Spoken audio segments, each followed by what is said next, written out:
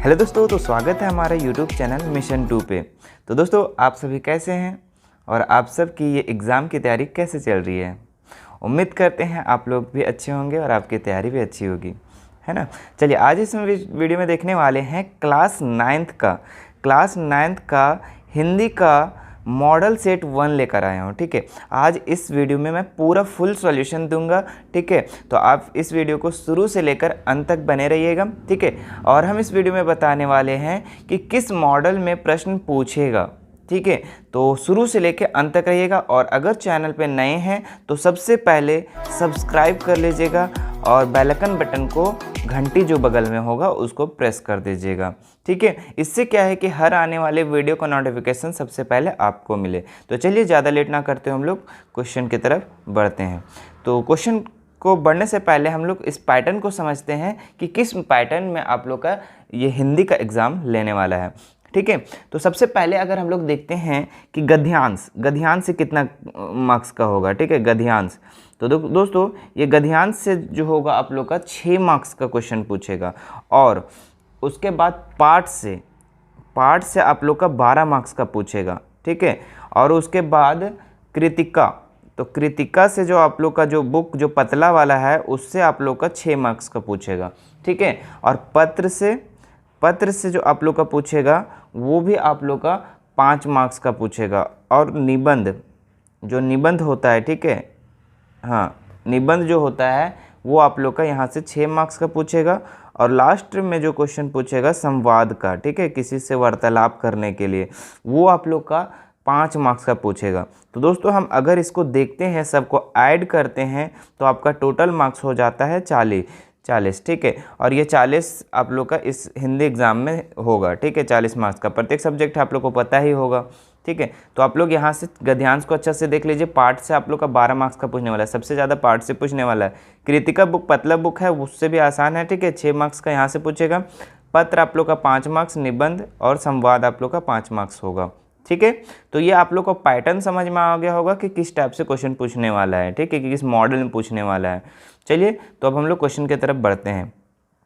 पहला हम लोग गद्यांश के बारे में बताए थे। ठीक है, तो खंड का में हम लोग का गद्यांश कुछ दिया हुआ है। देखिए, गद्यांश को आप लोग को ध्यानपूर्वक पढ़ना है। और अगर आप लोग के पास ये तो सेट होगा और सेट नहीं होगा तो हमारे टेलीग्राम चैनल पे जाके डिस्क्रिप्शन में इसका लिंक दिया हुआ, वहाँ पे जाकर इसको डाउनलोड कर लीजिए। ठीक है, और जो पढ़ लिए होंगे उनके लिए तो अच्छा है। ठीक है, एक बार हम भी पढ़ लेते हैं, है ना। दैनिक जीवन में हम अनेक लोगों से मिलते हैं जो विभिन्न प्रकार के काम करते हैं। सड़क पर ठेला लगाने वाला, दूध वाला, नगर निगम की सफाई कर्मी, कार्यालय कर्मी, स्कूल अध्यापक, हमारे सहकर्मी और कई अन्य लोग, शिक्षा, वेतन, परंपरागत चलन, व्यवसाय के स्तर पर कुछ लोग निम्न स्तर पर कार्य करते हैं। ठीक है, ये तो आप लोग को पता है डेली स्तर में क्या क्या होता है। ठीक है, दूध बेचने वाला, ठेला लगाने वाला, है ना। तो कुछ उच्च स्तर पर वास्तव में पद महत्वपूर्ण नहीं होता, बल्कि कार्य के प्रति समर्पण और ईमानदारी से किए गए कार्य को पारदर्शिता की महत्वपूर्ण होती है। यहाँ पे कह रहा है कि उच्च स्तर महत्वपूर्ण नहीं होता, यहाँ पे कार्य में ईमानदारी जो है ना वो महत्वपूर्ण होता है। इस संदर्भ में गांधी जी से अच्छा और उत्कृष्ट उदाहरण किसका दिया जा सकता है। ठीक है, गांधी जी को यहाँ पे महत्वपूर्ण बताया जा रहा है। ठीक है, और उसके बाद जिन्होंने अपने हर कार्य को गरिमामय माना, उन्होंने अपने सहयोगों को श्रम की महिमा बतलाई। दक्षिण अफ्रीका में भारतीय के लिए संघर्ष करते हुए उन्होंने सफाई करने जैसे कार्य को भी कभी नीचा नहीं समझा। इसी कारण स्वयं उनकी पत्नी कस्तूरबा से भी उनके मतभेद हो गए थे। बाबा आम्बेडकर ने भी समाज द्वारा तिरस्कृत कुष्ठ रोगियों की सेवा में अपना संपूर्ण जीवन समर्पित कर दिया। सुंदरलाल बहुगुणा ने अपने, आगे पढ़ते हैं, यहाँ लिखा हुआ है, प्रसिद्ध चिपको आंदोलन के माध्यम से पेड़ों को संरक्षण प्रदान किया। इनमें से किसी ने भी कोई सत्ता प्राप्त नहीं की, बल्कि अपने जन कल्याणकारी का योग से के लोगों के लिए दिलों में सम्मान शासन किया और अमर हो गए। ठीक है, तो यहाँ पे गांधी जी के बारे में बताया गया है और जो चिपको आंदोलन सुंदरलाल बहुगुणा, ठीक है, जो पेड़ों के संरक्षण के लिए किए थे, ये दोनों के बारे में बताया गया। अब देखिए इससे कुछ प्रश्न निकलता है दोस्तों, तो इस प्रश्न को हम लोग पढ़ते हैं। गांधी जी की पत्नी का क्या नाम था? तो अभी हम लोग पढ़े थे, इसको कहाँ पढ़े थे कि गांधी जी के स्वयं पत्नी है ना, स्वयं पत्नी कौन? कस्तूरबा गांधी है ना। तो कौन सा हो जाएगा इसका आंसर? क्या हो जाएगा दोस्तों? कस्तूरबा गांधी। ठीक है, इसी तरह से दूसरा प्रश्न क्या बनता है इसका, कैसे निकल के आता है? दैनिक जीवन में लोगों को हम कौन कौन से कार्य करते हुए देखा है? तो दैनिक जीवन में हम लोग क्या क्या देखे हैं? ठीक है, दैनिक जीवन में कुछ लोग निम्न स्तर पर कार्य करते हैं तो कुछ उच्च स्तर पर कार्य करते हैं, कुछ लोग दूध बेचते हैं, कुछ लोग ठेला लगाते हैं ना, ये सब आप लिख सकते हैं। तो ऊपर से भी लिख सकते हैं या फिर ये भी लिख सकते हैं। ठीक है, चलिए क्वेश्चन नंबर 3 में क्या इससे निकल कर आता है? बाबा आम्बेड और सुंदरलाल बहुगुणा अपने किन किन कार्यों के लिए जाने जाते हैं? देखिए दोस्तों, बाबा आम्बेड समाज द्वारा तिरस्कृत कुष्ठ रोगियों की सेवा, मतलब रोगियों की सेवा के लिए ये बाबा आम्बेड जाने जाते हैं। सुंदरलाल बहुगुणा चिपको आंदोलन जो पेड़ों के संरक्षण के लिए प्रदान के लिए किए जाते हैं। ठीक है, तो बाबा आम्बेड रोगियों के लिए प्रसिद्ध है और सुंदरलाल बहुगुणा जो है पेड़ों के संरक्षण के लिए प्रसिद्ध है।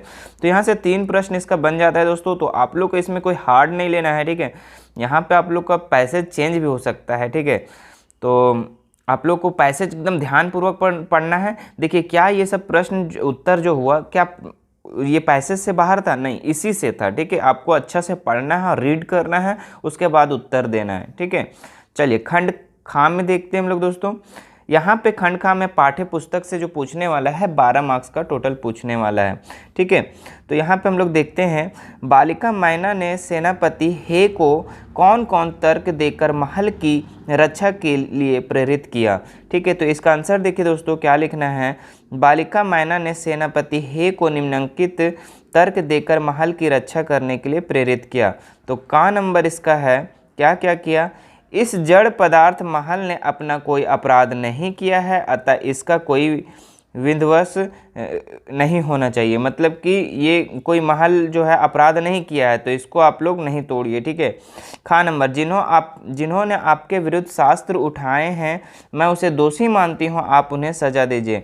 यहाँ पे बता रहे हैं, ठीक है, कि जो विरुद्ध हैं, ठीक है, शास्त्र उठाए हुए हैं, उसे दोषी मानते हो, उसे आपको सजा देना है। गा नंबर है, यह स्थान बहुत प्रिय है, मैं अपनी पुत्री मेरी की सहेली हूँ, यहाँ आया करती थी और तब भी आप आया करते थे। तो दोस्तों ये इसका हो गया आंसर। ठीक है, आप लोग इसको क्या कीजिए ना, स्क्रीनशॉट ले लीजिए या फिर आप इसको वीडियो को पॉज करके लिखिए। ठीक है, आप प्रत्येक सेट का प्रश्न का उत्तर अपने कॉपी में बनाइए और याद करने का प्रयास कीजिए। ठीक है, चलिए ज़्यादा समय आपके पास नहीं है, तो जितना से जल्दी हो सकता है एक दिन में 2 सेट एक सेट कंप्लीट करते जाइए। ठीक है, चलिए दूसरा नंबर प्रश्न क्या है दोस्तों?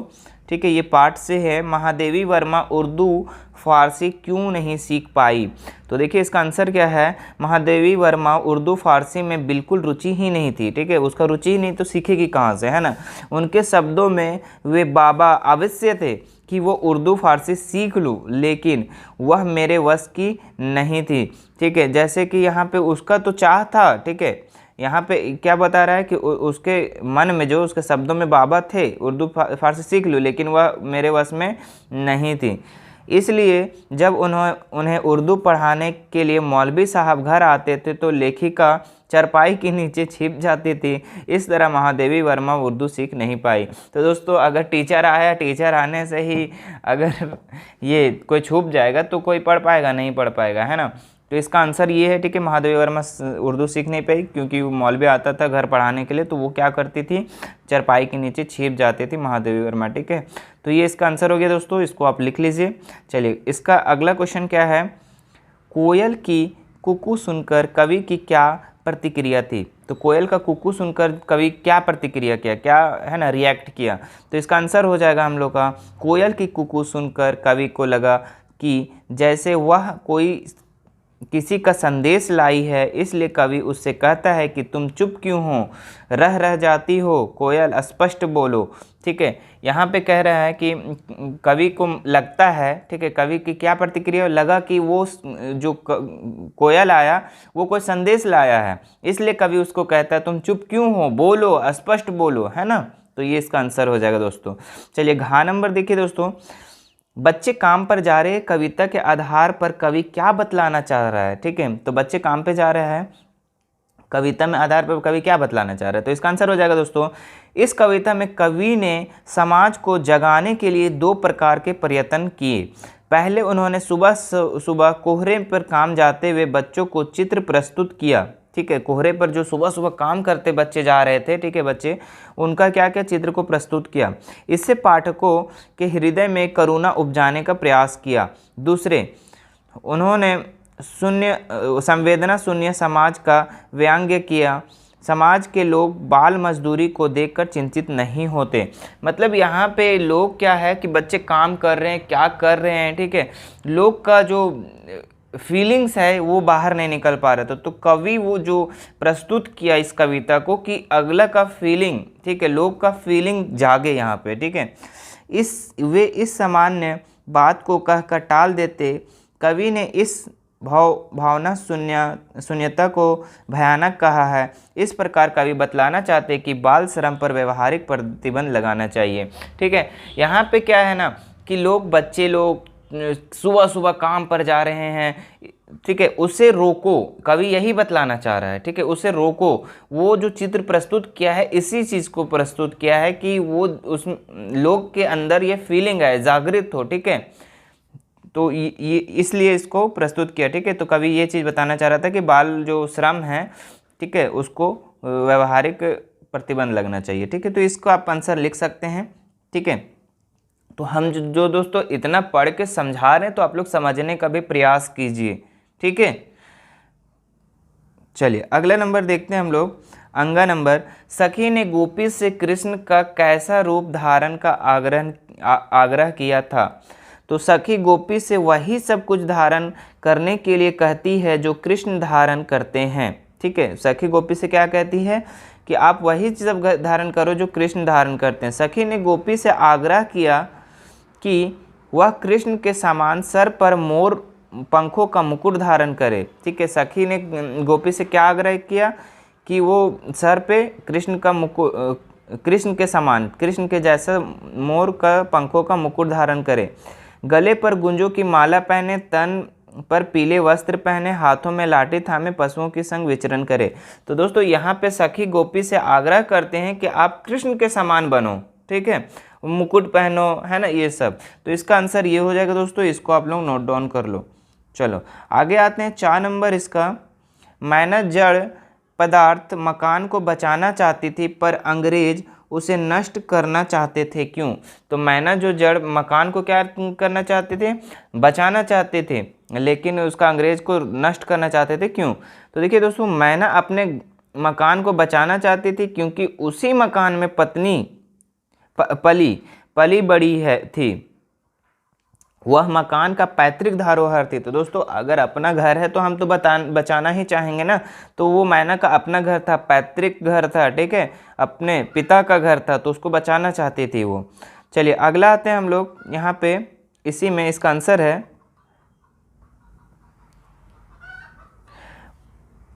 उसी में मैना की बचपन की पिता के परिवार की याद समाई हुई थी। वह उसके जीवन का भी सहारा हो सकता था, इसलिए वह उसे बचाना चाहती थी। नाना साहब ने अंग्रेज सरकार को बहुत हानि पहुंचाई थी। नाना साहब क्या कहते थे, अंग्रेज को बहुत हानि पहुंचाया था। अंग्रेज के लिए वह राजमहल उनके दुश्मन नाना साहब की निशानी थी। मतलब अंग्रेज लोग उसको तोड़ना चाहते थे, ठीक है, वो महल को, क्योंकि वो अंग्रेज लोग को नाना साहब बहुत ही हानि पहुंचाए थे, ठीक है, और वो उसका दुश्मनी निकाल रहे थे, ठीक है। वे उनकी हर निशानी को मिट्टी में मिला देना चाहते थे। कौन लोग, अंग्रेज लोग, ताकि देश में फिर कोई अंग्रेज के विरुद्ध आवाज़ ना उठाए। ठीक है दोस्तों, तो ये था इसका आंसर। आप लोग इसको स्क्रीनशॉट या नोट डाउन कर लो। चलिए इसका बाद हम लोग आते हैं, ये कृतिका पाठ का है दोस्तों, ये 6 मार्क्स का हम पहले बता चुके हैं। तो इसमें आप लोग देखिए, निम्नलिखित प्रश्नों में से किन्हीं 2 प्रश्न को उत्तर देना है आपको। देखिए दोस्तों, जब भी आप प्रश्न का उत्तर देंगे तो ऊपर वाला ध्यान से पढ़ना है पहले, ठीक है, कि आपको उसमें कितना प्रश्न को बनाना है, ठीक है, पहले पढ़ लेंगे, वरना पता चले सबका आंसर बना लिए, आपका टाइम भी चला गया और पीछे वाला क्वेश्चन भी नहीं बना। तो आप पहले प्रश्न को पढ़ने का प्रयास कीजिए। यहाँ देखिए दोस्तों, रीढ़ की हड्डी शीर्षक एकांकी के द्वारा लेखक ने समाज की किन बुराइयों की ओर संकेत किया है। तो दोस्तों इसका आंसर देखिए आप लोग, रीढ़ की हड्डी एकांकी के माध्यम से लेखक समाज में पुरुषवादी मानसिकता की उखाड़ फेंकना चाहता था। पुरुषवादी मानसिकता के कारण ही हमारा समाज प्रगति की दिशा में अग्रसर नहीं हो रहा है, ठीक है, साथ ही अन्य देशों की तुलना में पिछड़ता जा रहा है। हमारे समाज में महिलाओं की स्थिति अत्यंत दयनीय है।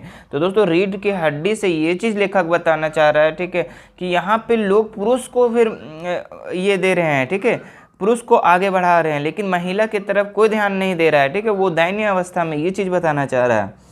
उन्हें विभिन्न प्रकार के सामाजिक बंधनों से घेरे से जकड़ कर रखा जाता है। कौन लोग को? महिला लोग को। उन्हें किसी भी प्रकार का निर्णय लेने की स्वतंत्रता नहीं दी जाती है। ये कौन कह रहा है? कवि कह रहे हैं, है ना।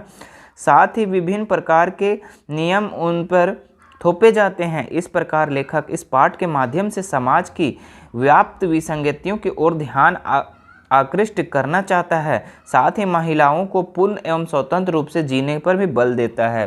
तो दोस्तों इसका आंसर ये था। देखिए आप लोग को बहुत ही आसान आंसर है, ठीक है, हम समझा दे रहे हैं, ठीक है, आप अगर उसको समझ भी लेंगे तो 4 लाइन आराम से लिख लेंगे, ठीक है। तो ये चीज़ कवि क्या बताना चाह रहा है इसमें, कि आप लोग पुरुष पे ज़्यादा ध्यान दे रहे हैं, ठीक है, लोग पुरुष पे ज़्यादा ध्यान देते हैं, ठीक है, उसको प्राथमिकता देते हैं, लेकिन यहाँ पे महिलाओं की दयनीय अवस्था को कोई नहीं देखता है, ठीक है। चलिए तो इसका आंसर हो गया। अगला देखते हैं हम लोग, खा नंबर, गरीब आदमी का शमशान नहीं उजाड़ना चाहिए, आशय स्पष्ट करें, ठीक है। गरीब आदमी का शमशान नहीं उजाड़ना चाहिए, तो इसका क्या आशय है? देखिए, गरीब आदमी का शमशान नहीं उजाड़ना चाहिए, इस कथन से आशय यह है कि गरीब के रहने का आसारा नहीं छीनना चाहिए। माटी वाली जब एक दिन मजदूरी करके घर पहुंचती है तो उनके पति की मृत्यु हो चुकी थी। अब उसके सामने विस्थापन से ज़्यादा पति के अंतिम संस्कार की चिंता थी, ठीक है। बांध के कारण शमशान पानी में डूब चुके होते हैं, उसके लिए घर और शमशान में कोई अंतर नहीं था। तो दोस्तों वो शमशान जो बता रही है वो अपने घर को बता रही है, क्योंकि उसके लिए शमशान और घर को बराबर बता रही है, ठीक है, क्योंकि उसका जो घर है वो पानी में डूबते हुए जा रहा है, ठीक है। इसी दुखी आवेश को यह वाक्य कहती है, ठीक है। तो इसका आंसर हो गया दोस्तों। चलिए अगला हम लोग देखते हैं, ग नंबर। आपको तो 2 ही प्रश्न बनाना है, हम तो तीनों बता देते हैं इसमें, ठीक है। चलो, समाज में महिलाओं को उचित गरिमा दिलाने हेतु आप कौन कौन से प्रयास करते सकते हैं। तो दोस्तों यहाँ पे बता रहा है कि अगर आप यहाँ पे कवि होते हैं, ठीक है, तो आप महिला के लिए क्या क्या करते हैं, ठीक है, क्या क्या आप कदम उठाते, इस चीज़ को लिखना है। तो दोस्तों यहाँ पे देखिए आप लोग, इसका आंसर क्या हो जाएगा, समाज में महिलाओं को उचित गरिमा दिलाने हेतु सबसे पहले उन्हें शिक्षित बनाना जरूरी है, ठीक है। तो समाज में उचित गरिमा दिलाने के लिए सबसे पहले हम लोग महिला को क्या करेंगे, शिक्षित करेंगे, है ना, उसे एजुकेशन देंगे। खा नंबर, जब तक महिलाएं शिक्षित नहीं होगी वे ना तो अपना विकास कर सकती है और ना ही देश के प्रगति में अपना योगदान दे सकती है। तो दोस्तों जब महिला शिक्षित नहीं होगी तो ना खुद विकास करेगी ना देश को कुछ हेल्प कर पाएगी, ठीक है। अगला देखते हैं हम लोग, नारी को पुरुष के समान अधिकार और सम्मान दिलाने के लिए समाज को जागरूक किया जाना चाहिए, ठीक है। ये नारी और पुरुष का समान अधिकार दिलाना चाहिए, ठीक है, ये चीज़ बता रहा है, ठीक है। महिलाओं किसी भी मायने में पुरुष से कम नहीं है, ठीक है, ये भी ठीक है, सही बात है। तो गा नंबर ये हो गया, यहाँ से 3 चीज़ हम लोग कर सकते हैं। अगला घा नंबर क्या करेंगे, महिलाओं को आत्मरक्षा के विभिन्न उपायों एवं कौशल का ज्ञान कराना चाहिए, ठीक है। महिलाओं को आत्मरक्षा यानी कि खुद की रक्षा कैसे करें, ठीक है, इसका भी एक नॉलेज देना चाहिए, ठीक है, कौशल का ज्ञान कराना चाहिए जिससे वो अपनी रक्षा स्वयं करे, ठीक है, किसी पे निर्भर ना हो, किसी पे डिपेंड ना हो। 4 नंबर देखिए, महिलाओं के कल्याण के लिए सरकार द्वारा बनाई गई सभी योजनाओं को लागू करवाने की कोशिश करनी चाहिए। दोस्तों यहाँ पे बता रहा है कि महिलाओं द्वारा जो भी सरकारी फंड आता है, जो भी कल्याण आता है, ठीक है, वो क्या करना चाहिए, सब योजनाओं को लागू करना चाहिए। हर एक महिला को उसका फ़ायदा मिलना चाहिए, है ना। तो इसका आंसर हो जाएगा ये दोस्तों, आप इसका स्क्रीनशॉट ले सकते हैं। चलिए और उसके बाद आप लोग कॉपी में ज़रूर लिखिएगा, ठीक है। हाँ, अब यहाँ से आते हैं हम लोग पत्र वाले में, जो कि 5 मार्क्स का होगा यहाँ से, ठीक है। यहाँ दिया हुआ है 4 दिनों के अवकाश हेतु प्रधानाचार्य को आवेदन पत्र लिखें। आपको लिखना है यहाँ पे, आप 4 दिन के लिए छुट्टी लिए हैं, ठीक है, आप अपने प्रधानाध्यापक को कैसे पत्र लिखेंगे। तो दोस्तों इसमें आपको लिखना है, सेवा में श्रीमान प्रधानाचार्य महोदय, उच्च विद्यालय शीतलपुर। जिस फॉर्मेट में बनाएंगे दोस्तों, उसी फॉर्मेट में आप लोग को बनाना है। चलिए इसके बाद देखिए, महोदय सविनय निवेदन यह है कि पिछले 2 दिनों से मेरा स्वास्थ्य ठीक नहीं है, बार बार बुखार आ रहा है, डॉक्टर ने आराम करने की सलाह दी है, अतः आपसे प्रार्थना है या नर्म निवेदन है, ठीक है, कि दिनांक 21 जून 2022 से 24 जून 2022 तक मुझे अवकाश प्रदान की कृपा करें, धन्यवाद, ठीक है। तो इतना आप अगर इसको लिख लेते हैं, यहाँ नीचे लिख देना आपका आज्ञाकारी शिष्य, ठीक है, जो भी नाम हो, ABCD, राजीव प्रधान, जो भी है, ठीक है, राम, सीता, है ना। चलिए, तो आपको यहाँ तक इसको लिख लेना है ऐसे, 4 दिन का अवकाश कैसे लेना है, ठीक है। चलो अगले देखते हैं हम लोग। देखिए ये अथवा में प्रश्न है आपका, और अगर आप उसको नहीं बनाते हैं तो आप इसको बनाइए। यहाँ पे आप लोग को एक पत्र लिखना है। क्या लिखना है? अपनी छोटी बहन को समय पर सदुपयोग की सलाह एक पत्र लिखें, ठीक है, यानी कि वो समय पर सब काम को करे, ठीक है, इस चीज़ को पत्र लिखना है, ठीक है। यहाँ पे लिखना है जो भी है आपके जगह, ठीक है, वो लिख लेना है, धनबाद, ठीक है, जो भी है आपका, हजारीबाग, जो भी है, रांची, है ना। 22 जून 2022, प्रिय बहन निशा, मैं यहाँ ठीक हूँ, आशा करती हूँ कि तुम भी वहाँ कुशल होगी। मुझे तुम्हारे छमाही परीक्षा की परिणामों के बारे में पता चला है, ठीक है। या अपने बहन को लिखेंगे कि आप जो तुम्हारा एग्ज़ाम हुआ था 6 मई में, वो हम लोग को पता चल गया है, जिसमें तुम अंक बहुत कम आए हैं, ठीक है। अब तुम्हारी वार्षिक परीक्षा भी आने वाली है, इसलिए मैं तुम्हें यही कहना चाहूँगी कि हमेशा की तरह पढ़ाई को कल पर मत छोड़ो, समय का महत्व समझो और खूब मेहनत करो, अन्यथा तुम्हें पछताना पड़ सकता है। तो यहाँ पे क्या है, अपने बहन को आपको लिखना है, उसको सजेशन देना है कि आपका पिछला जो मार्क्स है, पिछला जो एग्ज़ाम हुआ उसमें आपका बहुत कम मार्क्स है, तो आप कल पर कोई भी चीज़ को मत छोड़ो, है ना। इस तरह से आप लोग को लिखना है। उसके बाद लिखना है, माँ पिताजी को प्रणाम करना, तुम्हारी बहन राधा, सीता, गीता, ठीक है, जो भी लिख दो। चलो इसके बाद हम लोग आते हैं 7 नंबर। 7 नंबर में यहाँ आ जाता है हम लोग का निबंध। निबंध आप लोग को लिखना है, यहाँ पे 3 निबंध आप लोग को दिया जाएगा, उसमें से आप लोग को मात्र 1 लिखना है। चलो तो यहाँ देख लीजिए एक बार, क्या किसके बारे में लिखा हुआ है, पर्यावरण प्रदूषण एक गंभीर समस्या, इसके बारे में लिखना है। तो देखिए संकेत बिंदु में अर्थ लिखना है, प्रदूषण के प्रकार लिखना है, प्रदूषण के कारण और सुधार के उपाय और उपसंहार को लिखना है, ठीक है। तो हम लोग लिखते हैं एक एक करके। सबसे पहले अर्थ क्या होता है पर्यावरण प्रदूषण का, ठीक है, लिखना है यहाँ पे, पर्यावरण के किसी भी घटक में होने वाले खराब परिवर्तन जिससे जीव जगत को बुरा प्रभाव पड़ता है, पर्यावरण प्रदूषण कहलाता है। पर्यावरण प्रदूषण में मानव का विकास प्रक्रिया, औद्योगिकरण, नगरीकरण आदि का महत्वपूर्ण योगदान है, ठीक है। तो ये चीज़ हो गया हम लोग का अर्थ। इसके बाद प्रकार देख लेते हैं। पर्यावरण घटकों के आधार पर पर्यावरणीय प्रदूषण को भी मृदा, वायु, जल, ध्वनि प्रदूषण आदि में बांटा गया है, ठीक है। तो प्रदूषण जो बांटा गया है, मृदा प्रदूषण, वायु प्रदूषण, जल प्रदूषण, ध्वनि प्रदूषण, है ना, इतना में बांटा गया है। चलो ये हम लोग 2 पॉइंट को लिख लिए। अगला हम लोग लिखते हैं प्रदूषण के कारण, क्या क्या कारण हो सकता है प्रदूषण का। तो देखिए प्राकृतिक संतुलन का तेजी से बिगड़ते जाना इसके मूल में है, ठीक है। मनुष्य की स्वार्थपूर्ण गतिविधियां, मनुष्य अपने स्वार्थ के लिए प्राकृतिक संसाधनों का अविवेकपूर्ण दोहन और उपयोग करने लगा है, ठीक है। प्रदूषण के कारण क्या क्या होने लगा यहाँ पे, कि जो भी प्राकृतिक संतुलन है वो धीरे धीरे बिगड़ते जा रहा है और मनुष्य अपना सिर्फ स्वार्थ देख रहा है, ठीक है। इसके कारण से प्रदूषण हो रहा है। चलिए आगे देखते हैं हम लोग। हाँ वर्तमान, अच्छा यहाँ पे थोड़ा सा मिस हो गया है, 1 मिनट। चलिए तो बस इतना ही था यहाँ पे। 1 मिनट इसको देख लेते हैं, कहीं नीचे तो नहीं ना चला गया। हाँ ठीक है। चलिए यहाँ पे प्रश्न छूट गया है, तो प्रश्न को हम लोग सबसे पहले लिख लेंगे। आपका यहाँ पे प्रश्न था कि कंप्यूटर का क्या महत्व है, ठीक है। कंप्यूटर का अभी का युग में क्या महत्व है, कंप्यूटर का महत्व।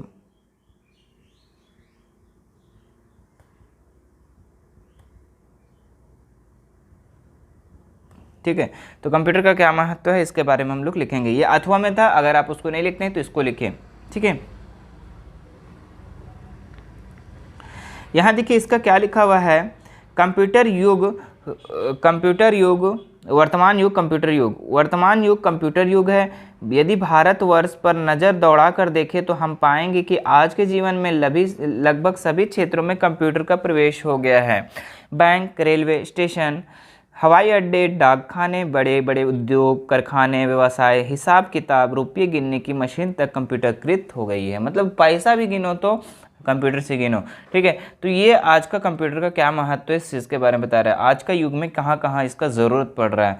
अब यहाँ पे कंप्यूटर के क्या उपयोगिता है, तो देखिए दोस्तों, मनुष्य से हर काम जटिल हो गया है, ठीक है। आज मनुष्य जीवन जटिल हो गया है। सांसारिक गतिविधियों, परिवहन और संचारण उपकरणों आदि के अत्यधिक विस्तार हो गया है। आज व्यक्ति के संपर्क बढ़ रहे हैं और व्यापार बढ़ रहे, गतिविधियां बढ़ रही है। तो कंप्यूटर की उपयोगिता के कारण क्या होता है, समय कम लगता है कोई भी चीज़ को, ठीक है। तो बहुत सारे ऐसे उपयोगिता है, ठीक है। व्यापार को बढ़ाया जा सकता है यहाँ से, व्यक्ति का संपर्क बढ़ रहा है, ठीक है, मोबाइल फ़ोन वगैरह से। तो ये चीज़ हो गया। आगे आते हैं हम लोग, स्वचालित गणना प्रणाली। इस प्रणाली गति को मूल अवस्था देने की समस्या आज की प्रमुख समस्या है, ठीक है। कंप्यूटर एक स्वचालित प्रणाली है जो कैसी भी अवस्था या व्यवस्था में बदल सकती है, ठीक है। कंप्यूटर क्या ऐसा चीज़ है जो कि आपके ख़राब चीज़ को अच्छा कर सकती है, ठीक है। हड़बड़ी में होने वाले मानवीय भूलों को कंप्यूटर रामबाण औषधि है। मतलब हम लोग अगर यहाँ पे जोड़ घटाव करें ना, प्लस माइनस करें ना, तो क्या होता है, गड़बड़ हो जाता है। लेकिन कंप्यूटर ऐसा कुछ नहीं करेगा, वो एक दवा का काम करता है, ठीक है। वही चीज़ बोल रहा है, रामबाण औषधि है। चलिए 8 नंबर सवाल है दोस्तों, ये आप लोग का संवाद से है। आप लोग का ये 5 मार्क्स का रहेगा, 2 क्वेश्चन रहेगा, आप लोग को उसमें से एक को बनाना है, ठीक है। यहाँ पे लिखा हुआ है, विद्यालय के स्वच्छता अभियान को लेकर 2 मित्र के बातचीत को संवाद को लिखना है आपको, ठीक है। तो ये अपने भाषा में भी आप लोग लिख सकते हैं कि विद्यालय के स्वच्छता के बारे में। तो एक बार हम पढ़ देते हैं, इससे कुछ आप लोग को पॉइंट मिल जाएगा, है ना। पॉइंट मिल जाएगा तो अपने से जोड़ के लिख सकते हैं। रमेश क्या कहा है, मित्र तुम्हें पता है कि प्रधानमंत्री नरेंद्र मोदी द्वारा शुरू किया गया स्वच्छ अभियान कितना सफल रहा है, ठीक है। ये रमेश कह रहा है, तो कमल कहते हैं, ठीक है। हाँ रमेश हाँ नहीं, कमल कहते हैं, रमेश हाँ मित्र, आज पूरे भारत में स्वच्छता का प्राथमिकता दी जा रही है, ठीक है। तो रमेश कहता है बिल्कुल, इस अभियान में बच्चे और बूढ़े सभी ने मिलकर अपने अपने स्तर का सराहनीय कार्य किए हैं, ठीक है। तो कमल कहते हैं हाँ मित्र, तभी तो यह सफल अभियान बन पाया है, ठीक है। तो यहाँ से आप लोग का 4 पॉइंट हो गया, ठीक है। प्रधानमंत्री के बारे में कुछ लिख देना है कि वो स्टार्ट किए हैं ना स्वच्छ भारत अभियान। इसके बाद देखिए रमेश क्या कहते हैं तुम्हें पता है स्वयं प्रधानमंत्री जी ने यह बात कही है कि मैं इस अभियान की सफलता के लिए टीम इंडिया को धन्यवाद देता हूँ। तो कमल कहते हैं, क्या कहते हैं, सच में मित्र, स्वच्छ भारत का सपना इस अभियान द्वारा ही संभव होता दिखाई दे रहा है। तो कमल, ये रमेश कहते हैं, ये कमल नहीं होगा, ठीक है। रमेश कहते हैं हाँ, हम सभी को भारत को स्वच्छ बनाने में अपना योगदान देना चाहिए ताकि भारत पूरे विश्व के एक अनोखी पहचान बनाने में सफल हो सके। तो कमल कहते हैं बिल्कुल सही कहा मित्र, सभी भारतवासी मिलकर इस लक्ष्य को शीघ्र ही प्राप्त कर लेंगे। तो दोस्तों यहाँ पे था आप लोग का 2 दोस्त का स्वच्छ भारत पर अभियान पर, ठीक है। विद्यालय का साफ सफाई पर 2 बात था, ठीक है। इन लोग का संवाद था, तो इसको हम लोग लिख दिए, ठीक है। अगला आते हैं हम लोग, कोरोना महामारी के विषय में 2 मित्र के बीच संवाद को लिखे। तो दोस्तों ये इंपॉर्टेंट क्वेश्चन है कोरोना वाला, ठीक है। तो इसको आप लोग कर लीजिएगा, ठीक है। राजू कहते हैं सुप्रभात मित्र, कैसे हो। दीपक कहते हैं मैं ठीक हूँ, तुम कैसे हो। राजू कहते हैं ठीक हूँ, परंतु आजकल पढ़ाई को लेकर चिंतित हूँ। दीपक का हाँ दोस्त, इस कोरोना महामारी में हमारी शिक्षा बहुत प्रभावित हुआ है, ठीक है। तो राजू कहते हैं पढ़ाई के साथ साथ रोज़मर्रा की ज़िंदगी भी प्रभावित हुई है। दीपक कहते हैं हाँ दोस्त, कोरोना मरीजों की संख्या बढ़ती जा रही है, ऐसे में लॉकडाउन खुलने की उम्मीद नहीं दिख रही है। तो राजू कहते हैं ऑनलाइन पढ़ाई तो कर रहे हो ना। दीपक कहते हैं परंतु स्कूल में पढ़ने की बात ही कुछ और है। तो राजू कहते हैं हाँ मित्र, ये तुम सही कह रहे हो। तो दीपक कहते हैं ईश्वर से प्रार्थना है कि जल्द जल्द ये में हमारे देश से ख़त्म हो जाए, जिससे हम आम जिंदगी फिर जैसे पहले जैसे हो जाए। तो दोस्तों यहाँ पे था ये दो मित्र राजू और दीपक का संवाद, ठीक है, दोनों को आपस में बातचीत कोरोना को लेकर, ठीक है। तो आप यहाँ पे नाम को चेंज कर सकते हैं, ऐसा नहीं कि जो हम लिख दिए बस उसी को लिखना है, आप अपनी भाषा में भी लिख सकते हैं यहाँ पे, ठीक है। तो टेंशन नहीं लेना है, कम से कम कितना शब्दों में लिखना है 200, ठीक है, जितना मार्क्स का रहेगा उसमें लगभग उसी के टाइप से लिखना है। तो उम्मीद करते वीडियो दोस्तों ये वीडियो आप लोग को बहुत ही अच्छा लगा होगा, है ना, आप लोग को समझ में भी आया होगा, और समझ में आ गया है तो आप जल्दी से लाइक बटन को दबा दीजिए, ठीक है, जितना से ज़्यादा हो सकता है आप लोग लाइक कीजिए, ठीक है, और कमेंट कीजिए, ठीक है, कमेंट कीजिए। करते हैं दोस्तों अगले वीडियो में, धन्यवाद।